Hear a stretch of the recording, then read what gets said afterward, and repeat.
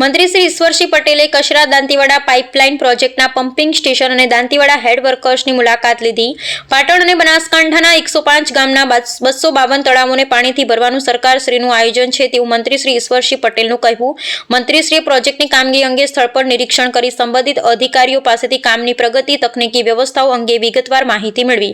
રાજ્યકક્ષાના જળસંપત્તિ અને પાણી પુરવઠા મંત્રી શ્રી ઈશ્વરસિંહ પટેલે બનાસકાંઠા જિલ્લાની મુલાકાતે પધાર્યા હતા, જેમાં આજ રોજ પાલનપુર તાલુકાના કુશકલ ગામે આવેલા કચરા દાંતીવાડા પાઇપલાઇન પ્રોજેક્ટના પમ્પિંગ સ્ટેશન 4ની તેમણે મુલાકાત લીધી હતી.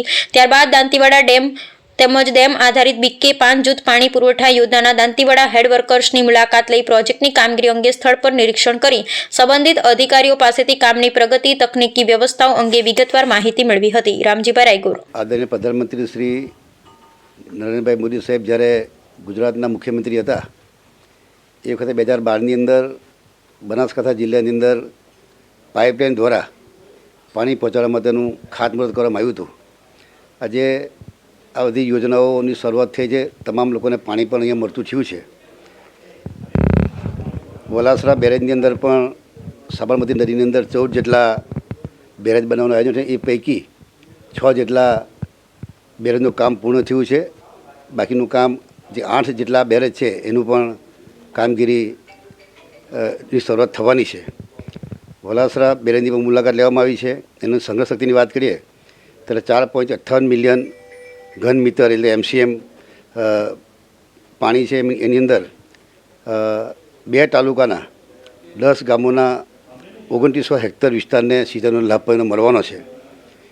ધરોઈની વાત કરીએ ત્યારે ધરોઈ પણ જે મોદી સાહેબનું વિઝન હતું કે જ્યાં પ્રવાસન સ્થળ ઊભું કરી શકાય જેથી કરીને પ્રવાસીઓ પણ અહીં આવે અને નજારો કરે માટે અને ટુરિઝમને વેગ આપવા માટે ગુજરાત સરકાર દ્વારા 1000 કરોડથી પર વધારે કામોનું આયોજન કરવામાં આવ્યું છે. એ પૈકી ઇન્ફ્રાસ્ટ્રક્ચરને લગતા 800 કરોડના કામો પૂર્ણ છે, એટલે કે 90% કામગીરી પૂર્ણ થઈ છે અને જૂન 2026 સુધીમાં આ કામગીરી પૂરી થનાર છે.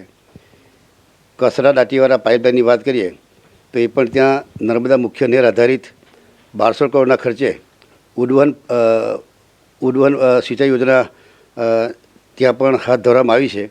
આ યોજના પણ પૂર્ણતાના આરે છે અને લગભગ ટેસ્ટિંગનું કામ ચાલે છે. ટૂંક સમયમાં એ કામગીરી પણ પૂરી થવાની છે અને લોકોને પાણી મળવાની છે. જે પાઇપલાઇનની જે કેપેસિટીમાં 300 ક્યુસેક વહન શક્તિની પાઇપલાઇન નાખવામાં આવી છે. પાટણ અને બનાસકાંઠા જિલ્લાના 105 ગામોના 252 તળાવો ભરવા માટેનું પણ આયોજન છે અને એમાંથી 33,670 હેક્ટર વિસ્તારને લાભ મળવાનો છે.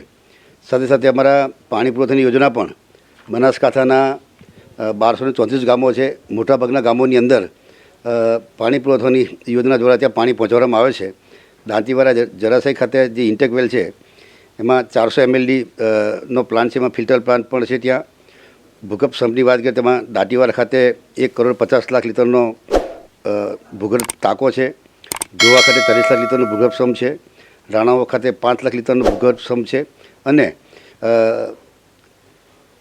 ઊંચી ટાંકી દ્વારા તમામ યોજના જે બનાવી છે એમાં દાંતી